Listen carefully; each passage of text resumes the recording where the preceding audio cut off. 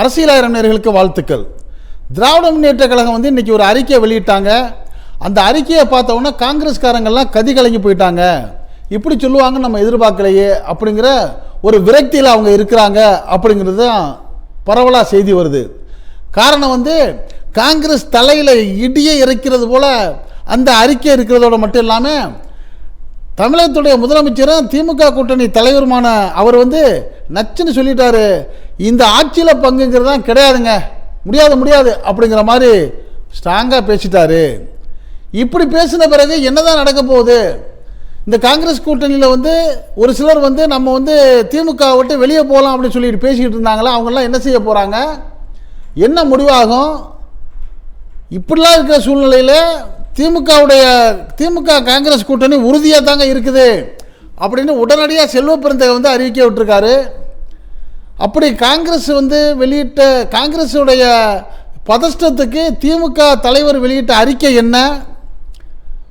என்னதான் முடிவாக போகுது? இந்த கூட்டணியில் திமுக காங்கிரஸ் கூட்டணி இருக்குமா இருக்காதா அப்படிங்கிற பல செய்திகளை நீங்கள் தெரிஞ்சுக்கிறதுக்கு வாங்க இப்போ நம்ம வீடியோக்குள்ளே போவோம். முக்கியமாக வந்து கூட்டணி இருக்குமா இல்லையாங்கிறத விட யாராருக்கு எத்தனை சீட்டுங்கிறது உள்பட ஓப்பனாக தான் பேசலையே ஒழிய மறைமுகமாக பேசி ஒரு முடிவுக்கு வந்துட்டாங்க அப்படிங்கிற ஒரு செய்தி வந்து கசிஞ்சிருக்கு. திமுகவில் இதுவரைக்கும் அந்த தேர்தல் தொகுதி பங்கேற்றுக்கு குழு அமைக்கலை, 90 நாளாக நாங்கள் காத்துக்கிட்டு இருக்கோம், ரொம்ப வேதனையோடு காத்துக்கிட்டு இருக்கோம் அப்படின்னு சொல்லி நேற்று காங்கிரஸுடைய தலைவர் செல்வ பெருந்தகை அவர்களோட மட்டும் இல்லாமல் காங்கிரஸுடைய மேலிட பார்வையாளர்களும் வந்து ப்ரெஸ் மீட்டில் சொன்னாங்க. அவங்க சொல்கிறது என்ன சொல்கிறாங்க, நாங்கள் போய் கேட்டோம், 90 நாளாச்சு நாங்கள் கேட்டு இன்னும் முடிவு சொல்லாமல் இருக்கிறாங்க அப்படின்ட்டு என்னமோ ஒரு பெரிய குற்றத்தை வந்து திமுக செஞ்சது மாதிரி அவங்க சொன்னாங்க. இதுக்கு வந்து நேரடியாக பதில் சொல்லாமல் திமுக மறைமுகமாக சரியான பதில் கொடுத்துருக்காங்க. என்ன பதில்னா, சொல்லாமல் அவங்க என்ன சொல்லியிருக்காங்க, நாங்கள் ஒன்றும் சும்மா இல்லை ராஜா, அவங்க மாதிரி நாங்கள் களப்பணியை ஸ்ட்ராங்காக பண்ணிக்கிட்டு இருக்கிறோம்.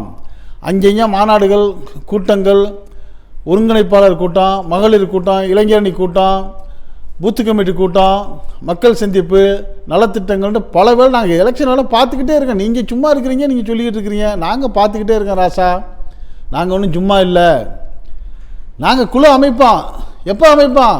பிப்ரவரி 22ஆம் தேதி அமைப்போம். அது வரைக்கும் பொறுக்க முடிஞ்சால் பொறுங்க, இல்லாட்டி உங்கள் இஷ்டம்னு சொல்லாமல் சொல்லிவிட்டாங்க. இதை கேட்ட உடனே காங்கிரஸுக்கு வந்து என்ன பதில் சொல்கிறதுன்னே தெரியலை. ஆகா, என்னடா பொசுக்குன்னு இப்படி சொல்லிவிட்டாங்களே அப்படின்ட்டு ஒரு வருத்தம் இருந்தாலும் உதறிக்கிட்டுலாம் போக முடியாது. காரணம் வந்து திமுக கூட்டணியை விட்டு காங்கிரஸ் போனால் அவ்வளோதாங்க, கதை முடிஞ்சு போச்சு தமிழ்நாட்டில். காரணம் வந்து இந்தியாவில் உள்ள பெரும்பாலான மாநிலங்களில் காங்கிரஸ் வந்து காலி ஆகிடுச்சு. இருக்கிறது தமிழ்நாடு, கேரளா போன்ற 2 மாநிலங்கள் தான்.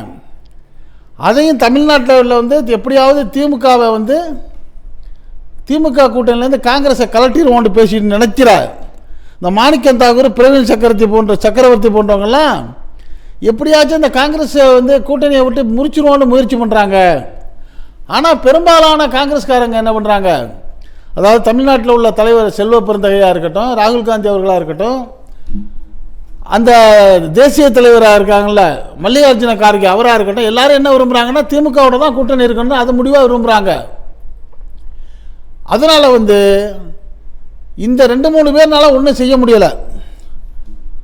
ஆனால் வந்து திமுகவுடைய கூட்டணி விட்டு போயிட்டா ஒரு சீட்டு கூட வராது, காங்கிரஸ் இதோட காலியாக போயிடும்னு சொல்லி சில அரசியல் நோக்கர்கள்லாம் நக்கல் அடித்து பேச ஆரம்பிச்சிட்டாங்க. இன்றைக்கி ஒருத்தர் தனியார் யூடியூப்பில் பேசுகிறாரு, காங்கிரஸுக்கு என்னங்க ஓட்டு இருக்குது, ஒன்றுமே கிடையாதுங்க, இப்போ காங்கிரஸ் ஓட்டெல்லாம் எப்போயோ காலியாக போச்சு, என்ன ஒரு தொகுதிக்கு 500 பேர் இருப்பாங்கங்கிறாரு. எவ்வளவு கம்மியாக மதிப்பு போடுறாரு பாருங்கள். ஒரு தொகுதி இருந்தாலும் 2 லட்சம் 3 லட்சம் ஓட்டு இருக்கிற இடத்துல காங்கிரஸ் ஓட்டுன்னா 500 தான் இருக்குங்கிறாரு. அப்போ 234 தொகுதியிலையும் டெபாசிட் கூட வாங்காது காங்கிரஸ்னு அவர் மதிப்பு போடுறாரு. அவர் வந்து நம்ம சொல்லலை. அதை இன்றைக்கி ஒரு தனியார் யூடியூப்பில் ஒரு பிரபலமான ஒரு அரசியல் விமர்சகர் இந்த செய்தியை சொல்கிறாரு. இப்போ இதெல்லாம் வந்து அரசியல் நோக்கர்கள் கவனிக்கிறாங்கல்ல, அதோட முக்கியமாக காங்கிரஸில் உள்ள தலைவர்கள்லாம் கவனிப்பாங்கல்ல. அதனால் பெரும்பாலான தலைவர்கள்லாம் முடிவு பண்ணிட்டாங்க, ஐயோ நம்ம திமுக விட்டு போனோம்னா சுத்தமாக வாஷ் அவுட் ஆகிடும் காங்கிரஸ் அப்படின்னு அவங்க தெளிவாக முடிவாயிட்டாங்க. அதே சமயம் அங்கே அப்படி நிலைமை இருந்தாலும் திமுக வந்து காங்கிரஸை விட்டு கொடுக்கல. நம்மகிட்ட எப்படியா இருந்தாலும் தோழமை கட்சி, ஒரு அகில இந்திய கட்சி, ராகுல் காந்தி வந்து நமக்கு சகோதரர், அதனால் அவங்களுக்கு கண்ணியமான ஒரு மதிப்பு கொடுத்து நம்ம வச்சுருப்போம்னு சொல்லி தான் திமுக தலைவர் வந்து அதை பாதுகாத்துக்கிட்டே வர்றாரு. அப்படி பாதுகாத்துக்கிட்டே வர்றப்ப இந்த காங்கிரஸை எப்படியாச்சும் இதை விட்டு பிரித்து விட்டுணுன்னு எண்ணம் கொண்ட ஒரு ஆளுங்க 2 ஆளுங்க பண்ணுற இந்த தவறான பேச்சு தான் குழப்பத்தை உண்டாக்குது அப்படின்னு பலரும் சொல்கிறாங்க. அதனால் திமுக என்ன பண்ணுச்சு, அது தற்கான அரசியல் வேலைகளை, பிரச்சாரங்களை முடிச்சு வேலை பார்த்துக்கிட்டே இருக்கு. அது மட்டும் இல்லாமல் நம்மளுக்கு வர்ற செய்தி ஓப்பனாக இல்லாமல் மறைமுகமான முறையில் அவங்க ஒரு ஆலோசனை பண்ணி எந்தெந்த கட்சிக்கு எத்தனை சீட்டு கொடுக்கலாம் அப்படிங்கிற ஒரு டார்கெட்டு போட்டுட்டாங்க அப்படிங்கிற மாதிரி செய்தி வருது. அதை பகிரங்கமாக அறிவிக்கலை. ஏன்னா திமுக வந்து ரொம்ப முன்கூட்டி அப்படி அட்வான்ஸாகவும் அறிவிக்காது. இப்போ கூட என்ன சொல்கிறாங்க, நாங்கள் பிப்ரவரி 22ஆம் தேதி சொல்லுவோம், அதுதான் சரியான நேரமும் கூட, இப்படி தான் கடந்த முறையும் சொன்னோம் அப்படின்னு சொல்கிறாங்க.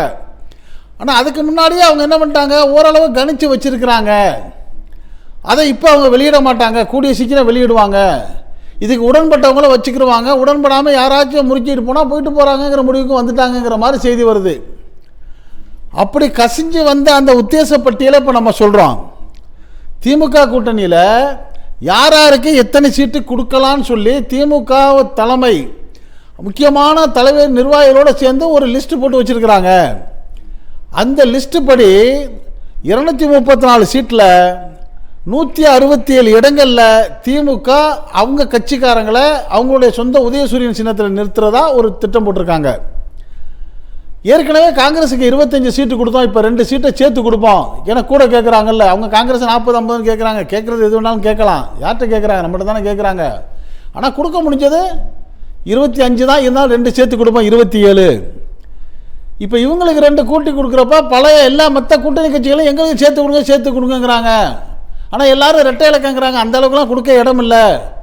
இருந்தாலும் அவங்க சேர்த்து கொடுங்கன்னு சொல்கிறதுனால தலைக்கு ஒவ்வொரு சீட்டை சேர்த்து கொடுப்போம். சிபிஐக்கு 7, ஏற்கனவே 6, இப்போ 7, சிபிஎம்க்கு 7, விடுதலை சிறுத்தைகள் ஏற்கனவே 6, இப்போ 7, மதிமுகவுக்கு ஒரு 7, இந்த மாதிரி கொடுத்துட்டு அதே மாதிரி இஸ்லாமிய கட்சிகளுக்கும் ஒரு 7 கொடுத்துருவோம்னு முடிவு பண்ணுறாங்க. அது என்ன இஸ்லாமிய கட்சிகள் அப்படின்னு நீங்கள் நினைக்கலாம். பேராசிரியர் காதரமேதன், இந்திய யூனியன் முஸ்லீம் லீக்குடைய தலைவர் பேராசிரியர் காதரமேதன் சொன்னார், எங்களுக்கு வந்து 12% ஓட்டு இருக்குது, குறைஞ்சது 24 சீட்டாச்சும் நீங்கள் கொடுக்கணும் இஸ்லாமிய வேட்பாளர்களுக்கு. அது நாங்கள் முஸ்லீம் லீக்குன்னு கேட்கல, திமுக உள்ளிட்ட எல்லா கட்சிகள்லையும் ஒரு 24 இஸ்லாமிய எம்எல்ஏக்கள் மாதிரி நீங்கள் கொடுங்க. அதில் முஸ்லீம் லீக்குக்கு வந்து ஒரு 8 சீட்டு கொடுங்க, முடியாத பட்சம் ஒரு 5 கொடுங்க. மீதியே இஸ்லாமிய கட்சிகளான மனிதநேய மக்கள் கட்சி, மன்னிய ஜனநாயக கட்சி, எஸ்டிபி இவங்களுக்குலாம் கொடுங்க. திமுகவில் உள்ள இஸ்லாமிய தோழர்களுக்கு கொடுங்கன்னு ஒரு கோரிக்கையை வச்சார். நல்ல கோரிக்கை, அது சமுதாயத்துக்கு கொடுங்க 24 சீட்டுனாங்க. ஆனால் இப்போ திமுக என்ன முடிவு எடுத்திருக்கு, இஸ்லாமிய கட்சிகளுக்கு 7 சீட்டு அப்படிங்கிற மாதிரி முடிவு எடுத்திருக்கு. அந்த அடிப்படையில் ஏற்கனவே முஸ்லீம் லீக்குக்கு கடந்த முறை 3 சீட்டு கொடுத்தாங்க, அதே 3 சீட்டு இப்போ மனிதநேய மக்கள் கட்சிக்கு ஏற்கனவே 2 சீட்டு, அதே 2 சீட்டு இப்போ புதுசாக வந்து சேர்ற மனிதநேய ஜனநாயக கட்சிக்கு 1 சீட்டும், புதுசாக வந்து சேர்ற எஸ்டிபிஐக்கு 1 சீட்டும், மொத்தம் முஸ்லீம் லீக் 3, மாமக 2, 5, மஜக 1, 6, எஸ்டிபி 1, 7 சீட்டு. இப்படி இப்போ பாருங்கள், திமுக 167, காங்கிரஸ் 27, சிபிஐ 7, சிபிஎம் 7, விசிக 7, மதிமுக 7, இஸ்லாமிய கட்சி 7, மொத்தம் 229 வந்துருச்சுங்களா. இந்த 229ல் இஸ்லாமிய கட்சியில் முஸ்லீம் லீக்கை தவிர மற்ற கட்சியெல்லாம் உதயசூரியன் சின்னத்தில் நிற்பாங்க. ஏன்னா முஸ்லீம் லீக் வந்து இந்திய யூனியன் முஸ்லீம் லீக் தேசிய கட்சிங்கிறதுனால அவங்களுடைய சொந்த சின்ன ஏணி சின்னத்தில் நிற்பாங்க. இது தவிர இப்போ மொத்தம் இதுவரைக்கும் 229 ஆயிடுச்சு. கொங்கு நாடு மக்கள் தேசிய கட்சிக்கு 2 சீட்டு, தமிழக வாழ்வுரிமை கட்சிக்கு 1 சீட்டு, ஆதித்தமிழர் பேரவைக்கு 1 சீட்டு, மக்கள் விடுதலை கட்சிக்கு 1 சீட்டு, மொத்தம் 234 சீட்டு கொடுப்போன்னு பேட்ச் போட்டு வச்சுட்டாங்க அப்படிங்கிற மாதிரி ஒரு தகவல். இது வந்து உறுதியான ஆனால் உத்தேசமான தகவல். இதுதான் பெரும்பாலும் வரும்னு சொல்கிறாங்க. சரிங்க, இப்போ இந்த கட்சிக்குள்ளே வந்து தேமுதிக வந்தால் எங்கேருந்து சீட்டு கொடுப்பாங்கங்கிற கேள்வி உங்களுக்கு வருதுல்ல. அப்படி ஒருவேளை தேமுதிக உள்ளே வந்தால் இந்த ஒவ்வொரு சீட்டு கூட கொடுத்தாங்கல்ல, காங்கிரஸ், சிபிஐ, சிபிஎம், விசிக, மதிமுக இவங்கள்ட்ட எல்லாம் ஆள்கிட்ட 1 சீட்டு அப்படி எடுக்கிறது 5. திமுக தன்னிட்டேருந்து 1 சீட்டு 6 சீட்டு எடுத்து தேமுதிகவுக்கு கொடுத்துட்டு ஒரு மாநிலங்களவை கொடுக்கலாம் அப்படின்னு ஒரு திட்டம் வச்சுருக்காங்கங்கிற ஒரு செய்தி. இது உத்தேசமாக இருந்தாலும் இதுதான் உறுதியான செய்தின்னு வருது. இதெல்லாம் சொல்லிவிட்டு திமுக தரப்பு பகிரங்கமான அறிக்கை வெளியிட்டாங்க. இதெல்லாம் நாங்கள் கொடுக்குறோம் சரிதான், ஆனால் அந்த ஆட்சியில் பங்கு அதிகாரத்தில் பங்குங்கிற கதையெல்லாம் வேணாங்க அப்படிங்கிற ஒரு முடிவுக்கு வந்துட்டாங்க. இதெல்லாம் ஏற்றுக்கிட்டு நிச்சயமாக காங்கிரஸ் வருங்கிறது தான் தெளிவான உண்மை. ஒருவேளை இதெல்லாம் எங்களுக்கு முடியாது, இதோட நாங்கள் பெருசாக எங்கேயாச்சும் போய் பார்க்கணுன்னு காங்கிரஸ் போனாலும் அவங்கள தடுக்க தயாராக இல்லை திமுக. மகராசனா போயிட்டு வாங்க சாமின்னு அனுப்பிச்சி வச்சுருவாங்க. அப்படி அனுப்பிச்சி வச்சுட்டா அதில் லாபம் வந்து திமுகவுக்கு தான், நஷ்டம் காங்கிரஸுக்குங்கிறாங்க. காரணம் வந்து திமுக என்ன பண்ணும், அதுக்குன்னு ஒதுக்குன்னு அந்த 27 சீட்டையும் அப்பா அழகாக எடுத்து தோழமை கட்சிகள்லாம் ஆளுக்கு 2, 3, 5 கொடுத்து தனக்கு ஒரு 10-15 சீட்டை சேர்த்துக்கிட்டு நிம்மதியாக எலெக்ஷனை சந்திச்சு நிச்சயமாக 200க்கு மேலே வெற்றி பெறுவோம் அப்படிங்கிற ஒரு முடிவில் அந்த திமுக இருக்குது அப்படிங்கிற செய்தி வருது. நம்ம ஒரு எந்த செய்தியை சொன்னாலும் நம்ம செய்தி சொன்ன பிறகு சில மாதங்களுக்கு பிறகு அதே தான் ரிசல்ட் வரும், ஒப்பிட்டு காட்டுவோம். இப்போ நம்ம சொல்லியிருக்குது பிப்ரவரி மாதம் சொல்லியிருக்கிறோம். இது எந்த அளவுக்கு வருங்கிறது ஒரு 15 நாளில் தெரிஞ்சு போயிடும். அதை நீங்கள் பார்த்த பிறகு ஓரளவு நம்ம சொன்ன இந்த ரிசல்ட்டை ஒத்து வந்துச்சுன்னா எங்களுக்கு ஒரு பாராட்ட சொல்லுங்கள். இதே போல் சரியான தகவல்களை அப்பப்போ கற்பனையாக அடித்து விடாமல் வரக்கூடிய தகவல்களை துல்லியமாக ஆராய்ஞ்சு நாட்டில் 4 பக்கம் நடக்கக்கூடியதை உங்கள் வீட்டுக்குள்ளே 4 சூழலுக்குள்ளே கொண்டு வந்து சேர்க்கக்கூடிய நம்ம அரசியல் ஆயிரம் சேனலுக்கு இது வரைக்கும் சப்ஸ்கிரைப் பண்ணாதவங்க சப்ஸ்கிரைப் பண்ணுங்கள். மறக்காமல் பக்கத்தில் இருக்க பெல் ஐக்கானை கிளிக் பண்ணுங்கள். அப்போ தான் நம்ம போடக்கூடிய ஒவ்வொரு செய்திகளும் வீடியோ உங்கள் நோட்டிஃபிகேஷன் காட்ட நீங்கள் விரும்பியதை பார்க்கலாம். என்றும் இணைந்திருப்போம். உங்கள் அன்பன் அஷ்ரஃப் அலி. நன்றி, வாழ்த்துக்கள்.